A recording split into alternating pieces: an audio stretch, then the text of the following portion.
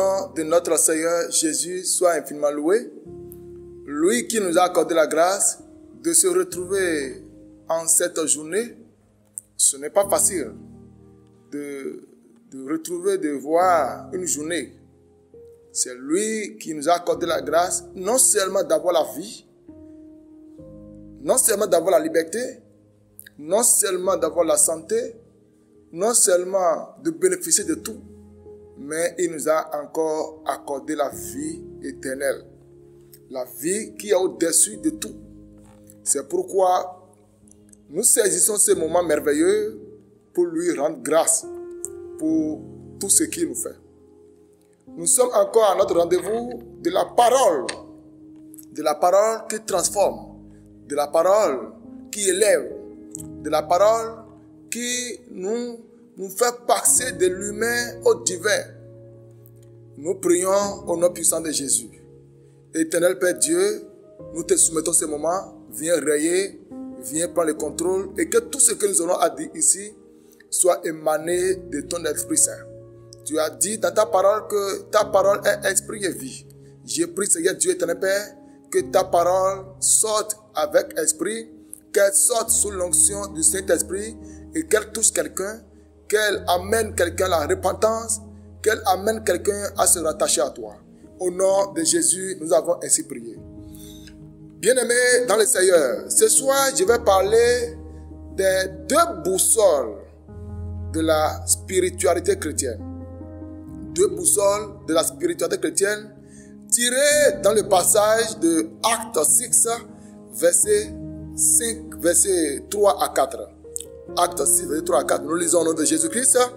C'est pourquoi, frères, choisissez parmi vous 7 hommes de qui l'on rende témoignage, qui soient pleins de l'Esprit Saint et de sagesse, et que nous chargerons de cet emploi.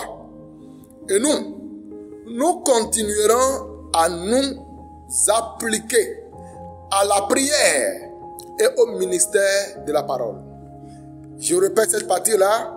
Et nous continuerons à nous appliquer à la prière et au ministère de la parole. Que le nom de notre Seigneur Jésus soit loué. Je disais tout à l'heure que la spiritualité chrétienne a deux boussoles, a deux pieds. Le pied de la parole et le pied de la prière. Le pied de la prière et le pied de la parole. Alors pour vivre une vie spirituelle chrétienne équilibrée, il faut avoir ces deux pieds-là, le pied de la parole et le pied de la prière. Les deux sont obligatoirement appelés à aller de pair. Il n'y a pas une vie spirituelle basée uniquement sur la prière et une vie spirituelle basée uniquement sur la parole. Les deux doivent aller de pair. Amen. Alors, lorsque nous retournons dans le verset 4 et nous continuerons à nous appliquer à la prière et au ministère de la parole. Frères, dans ce passage, il y a quelque chose ici qui nous intéresse. On parle ici du verbe appliquer. Appliquer veut dire employer une chose dans les cas où il convient d'en faire usage. Employer une chose dans les cas où il convient d'en faire usage, ça veut dire il faut appliquer la parole où il faut l'appliquer et il faut appliquer la prière où il faut l'appliquer. Il ne faudrait pas seulement faire de la prière, bâtir sa vie spirituelle, sa vie chrétienne, uniquement sur la prière, ou bâtir sa vie spirituelle uniquement sur la parole. Les deux doivent aller de pair pour notre transformation, pour notre autorité en Christ, pour notre indépendance spirituelle.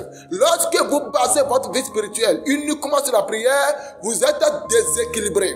Et vous montrez, vous laissez un pied à l'ennemi qui peut l'exploiter contre vous.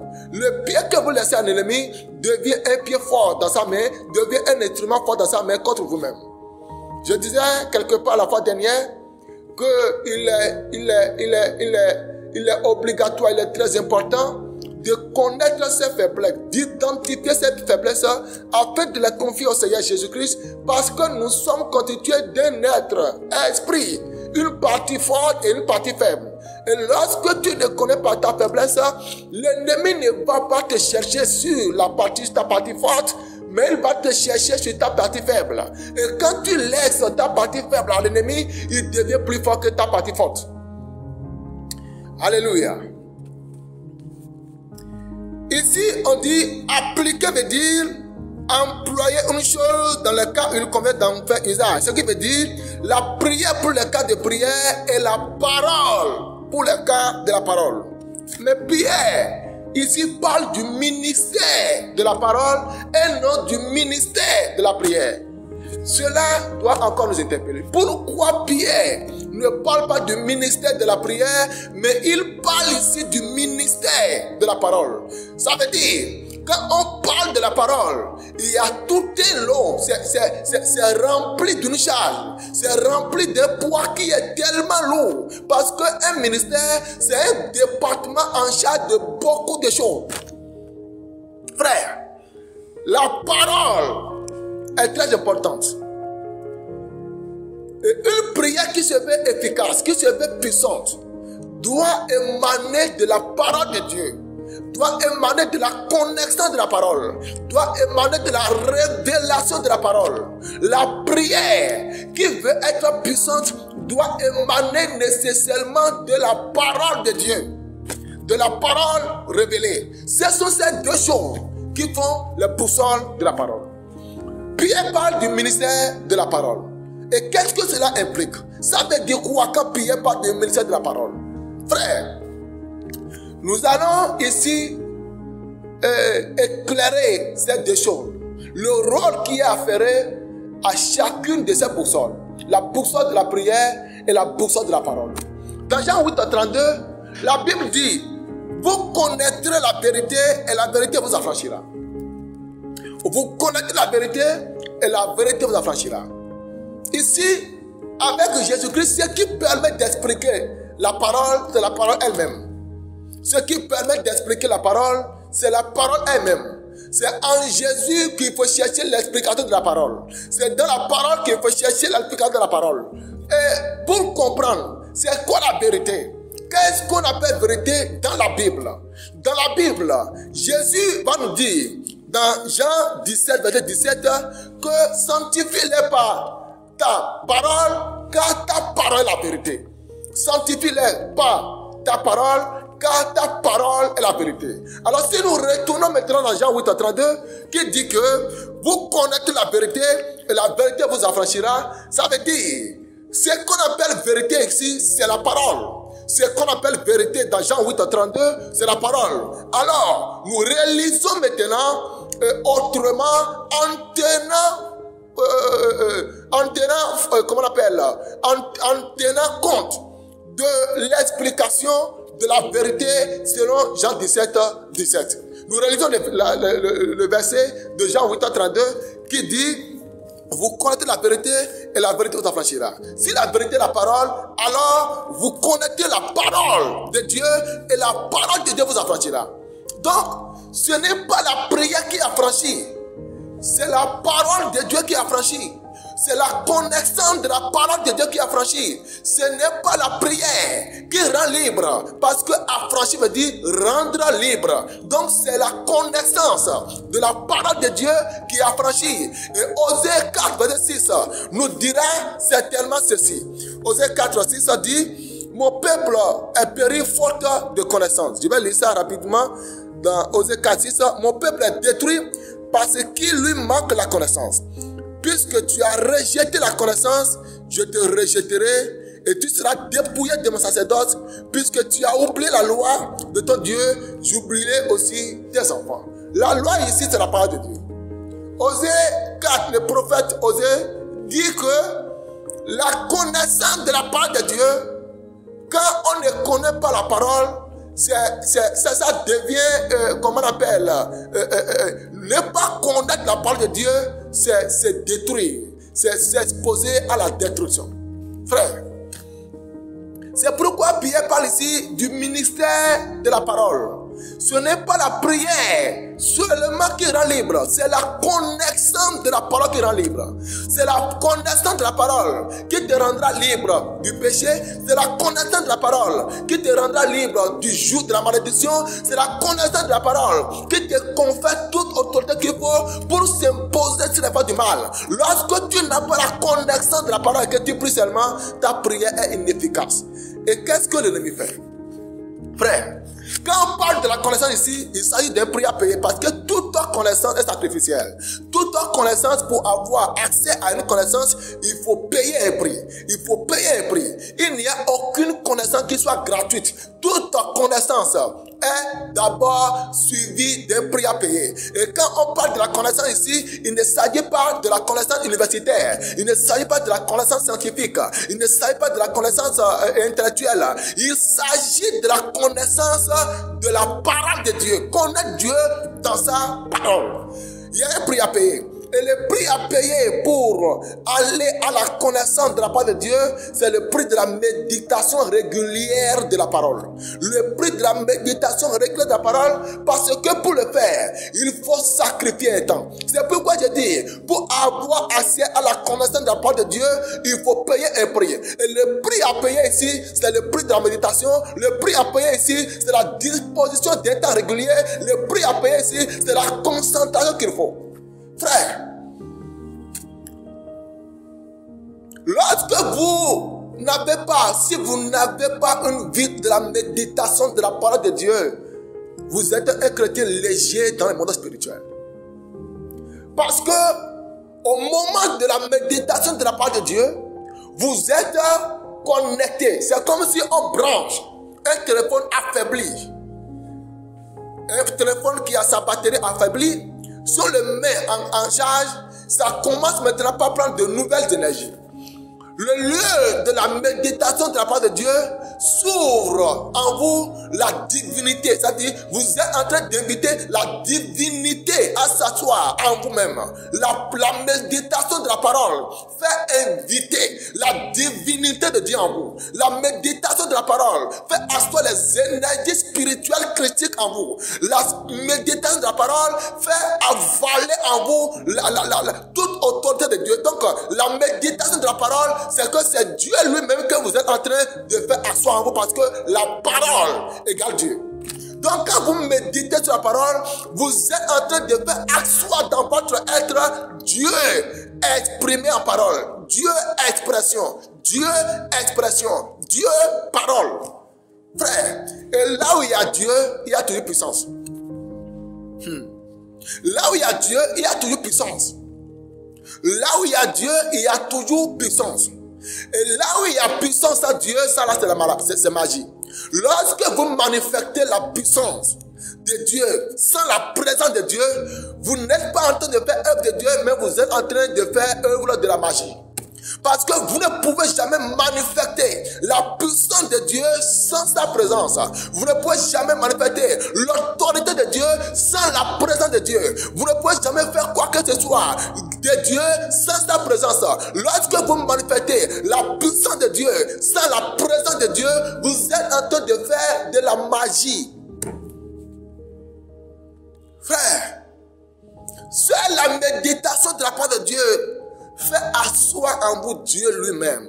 Lorsque vous lisez la Bible, lorsque vous consacrez votre temps à la connaissance, à connaître, à la connaissance de la Bible, à la connaissance de Dieu, vous cherchez Dieu dans la parole, vous êtes en train de l'inviter en vous-même. Et vous devenez lourd spirituellement. Lourd spirituellement. Et on ne peut pas vous faire déplacer. Alors, puisque Dieu est là, quand Dieu est là, la puissance se manifeste. La puissance se manifeste par la prière. Frère, la puissance de Dieu se manifeste par sa prière, par la prière. C'est lorsqu'on prie qu'on exprime la divinité qui est en vous.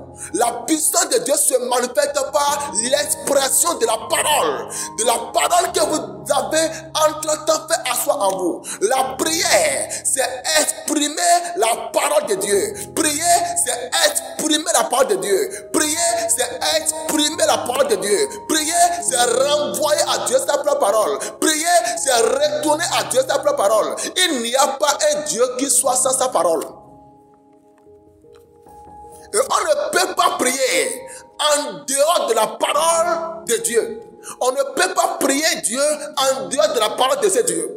On ne peut pas prier le Dieu au goût en dehors de la parole de goût. On ne peut pas prier le Dieu Sapata en dehors de la parole de Sapata. Parce que chaque Dieu a sa parole. On ne prie pas par toutes les paroles. On prie par la parole de Dieu. On prie par la parole de Dieu. Et lorsque vous n'avez pas la parole de Dieu, vous priez dans toutes les paroles, mais cela n'est pas une prière.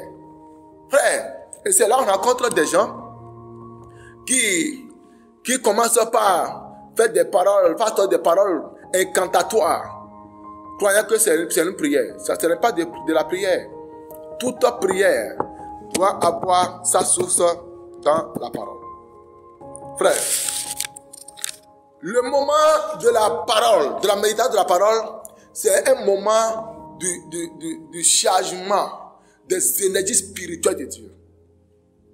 C'est un moment, c'est l'instance du téléchargement des énergies spirituelles de Dieu lui-même en vous.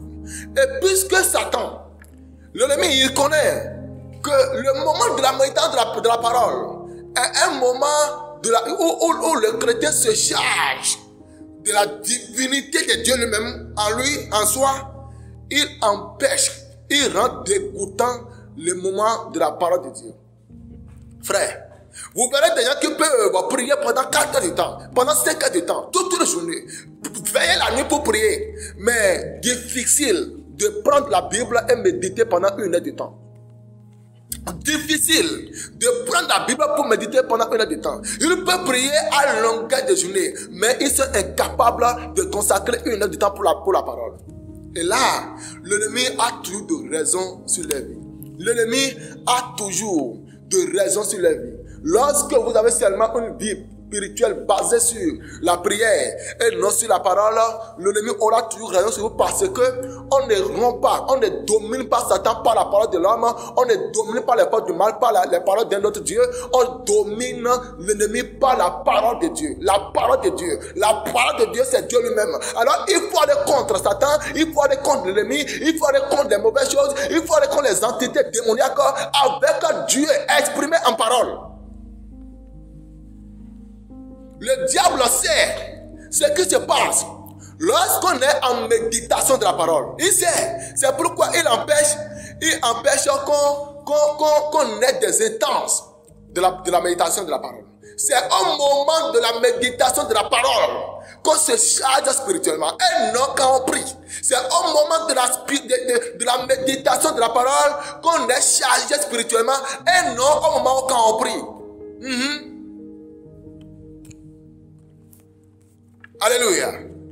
C'est quand on médite la parole de Dieu, c'est en ce moment qu'on est fort spirituellement. C'est quand on a la connaissance de la parole, c'est en ce moment qu'on est fort spirituellement. Si tu ne médites pas la parole et que tu es sérieux dans la prière, tu vas prier inutilement. Tu vas faire prophétiser des paroles que ton Dieu n'entend pas. Parce que prier, c'est renvoyer à Dieu sa propre parole.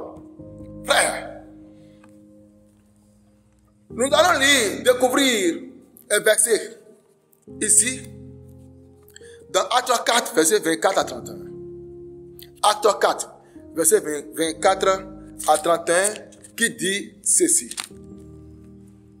Lorsqu'ils l'eurent entendu, ils élevèrent à Dieu la voix, tous ensemble, et dirent, Seigneur, toi qui as fait le ciel, la terre, la mer, et tout ce qu'il s'y trouve, c'est toi qui as dit par le Saint-Esprit, par la bouche de notre Père, ton serviteur David. Pourquoi ce tumulte parmi les nations et ces vaines pensées parmi les peuples? Les rois de la terre se sont soulevés et les princes se sont ligués contre le Seigneur et contre son nom. En effet, contre ton saint serviteur Jésus, que tu as envoyé. Hérode et Ponce Pilate se sont ligués dans cette ville avec les nations et avec le peuple d'Israël pour faire tout ce que ta main et ton conseil avaient arrêté d'avance. Et maintenant, Seigneur, vois leurs menaces et donne à tes serviteurs d'annoncer ta parole avec une pleine assurance en étendant ta main pour qu'il s'efface des guérisons, des miracles et des prodiges par le nom de ton saint serviteur Jésus-Christ. Quand ils eurent prié, écoutez, quand ils eurent prié, les lieux où ils étaient assemblés trembla. Ils furent tous remplis de cet esprit et ils annonçaient la parole de Dieu avec assurance. Frère, après que Jean et Pierre ont fait la guérison de ce malade infirme, celui qui s'asseyait à la porte de l'église, quand Jean et Pierre venaient, ils disaient, je n'ai pas de l'argent à te donner, ni l'eau à te donner, mais ce que j'ai, c'est Jésus-Christ, lève-toi et marche. Après cette guérison miraculeuse, il y avait des tumulte au sein du peuple, au point où ils ont été traduits devant les religieux qui les ont sanctionnés lourdement. Et lorsqu'ils se sont rassemblés, ils sont allés maintenant vers les pères, vers les autres frères, les autres disciples, et puis ils se sont rassemblés pour prier. Et quelle était la composition de la prière? Quelle était la parole qu'ils ont professée? Ils ont prié par la parole de Dieu. Ce qu'ils ont dit ici se trouve dans Somme 2, verset 1. Pourquoi cette tumulte parmi les nations et ces vaines pensées parmi les peuples? Ils ont cité des versets bibliques. Ils ont dit, il est écrit. Ils ont prié par les, il est écrit. C'est par les, il est écrit qu'on prie.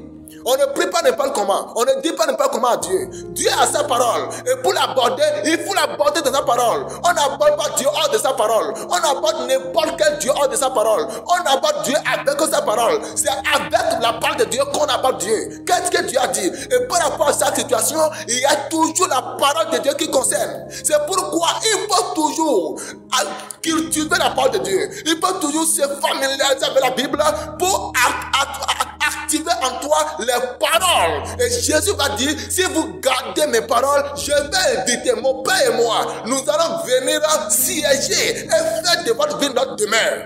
Donc, c'est la parole de Dieu qui fait inviter Dieu, qui fait amener Dieu à siéger en vous et dans la prière. La prière, c'est l'instant, la prière fait exprimer la puissance de Dieu. Donc, quand Dieu n'est pas là et quand vous priez, votre prière est inefficace. Frère, aujourd'hui, on a les montagnes de prière un peu partout. Les montagnes de prière un peu partout. Les montagnes de prière par ici, par là. Et frère, si vous allez à les montagnes de prière, allez aussi à la montagne de la parole de Dieu. Si vous quittez les montagnes de prière, allez aussi à la montagne de la parole. Parce que Pierre a dit que nous allons nous appliquer à la parole, à la prière, et puis au ministère de la parole. Donc si vous quittez vos montagnes de prière, allez aussi aux montagnes de la parole. Vous quittez les montagnes de prière, allez aussi aux montagnes de la parole. Parce que la prière ne transforme pas, la prière ne délivre pas. C'est la connaissance de la parole qui transforme. Lorsque vous prêchez, lorsque vous avez la connaissance de la parole, vous êtes délivré. Vous allez transformer. Mais la prière fait exprimer la puissance de Dieu. Facile de trouver les chrétiens qui prient beaucoup, mais difficile de trouver les chrétiens qui ont la vie de la parole. Bien aimé, je vais finir en te disant ici, si tu n'as pas une vie de la parole de Dieu, les prophètes d'aujourd'hui et les faux prophètes qui circulent dans les rues vont te gruger. Parce qu'ils vont venir avec la Bible que toi tu ne connais pas pour te gruger avec la parole que tu ne connais pas. C'est quand tu connais la parole, tu seras celui-ci dans la vérité. Celui-ci me dit la vérité. Si vous ne connaissez pas la parole de Dieu, vous serez grugé. Vous savez, des fois, quand on tombe sur nos hommes en uniforme, des fois on a la raison. On a la raison et pourtant ils essaient de nous dribbler. Parce que quoi? On ne connaît pas les lois, on ne connaît pas les codes de la route. Peut-être que tu as raison, mais il va t'arrêter. Il va te faire arrêter. Et te dribbler avec ton ignorance. Et te soutirer, te dribbler avec ton ignorance et avoir des décisions sur toi parce que toi tu ne connais pas les codes de la voie. Frère, c'est la même chose. Lorsque tu ne connais pas la parole de Dieu, frère, tu seras dribblé. Écoute-moi pour finir.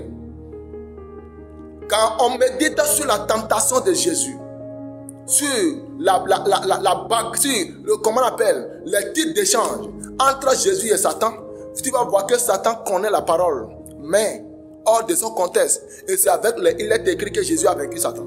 C'est avec il est écrit que Jésus a vaincu Satan dans le livre de Luc 4. C'est avec il est écrit. Donc si toi tu n'as pas il est écrit, Satan va venir avec la parole que tu ne connais pas pour te dribbler, pour avoir raison sur toi. Tu vas beaucoup prier, mais tu ne vas pas sortir parce que tu ne connais pas la parole. C'est la parole qui délivre. Jean a dit, vous connaissez la vérité et la vérité vous affranchira. Et Osée 4 avait déjà prophétisé, mon peuple est péri, mon peuple est détruit, faute de la connaissance. Faute de la connaissance de la loi. Et non parce que le peuple ne prie pas. Et non parce que le peuple ne donne pas les offrandes. Et non parce que le peuple ne donne pas la dîme. Mais parce que le peuple ne connaît pas la loi. Et la loi c'est la parole. Donc si tu ne connais pas la parole, tout ce que tu feras ne peut pas remplacer la parole. Amen. Il faut connaître la parole pour être délivré. Il faut connaître la parole pour être délivré. Il faut connaître la parole pour être transformé. C'est la parole qui va te faire quitter l'humain au divin. Que le Seigneur vous bénisse.